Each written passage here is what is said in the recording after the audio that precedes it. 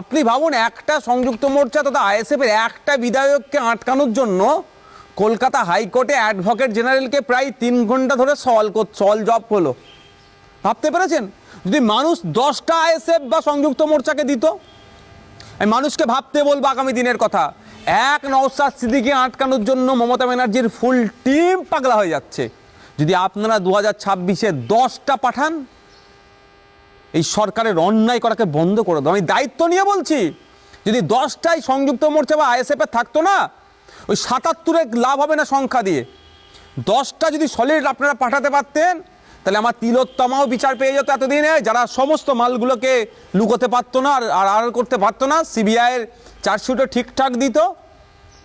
আর আমার আনিসকে যারা খুন করেছে, যে পুলিশ কর্তারা যুক্ত আছে, তারাও ছাড় পেত না।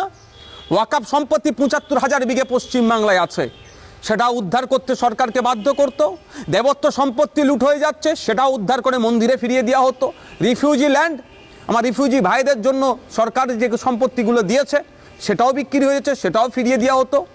এক কথায় সুশাসন প্রতিষ্ঠা হতো। নাহলে এই 10 জন মিলে সরকারের ঘুমকে হারাম করে দিত।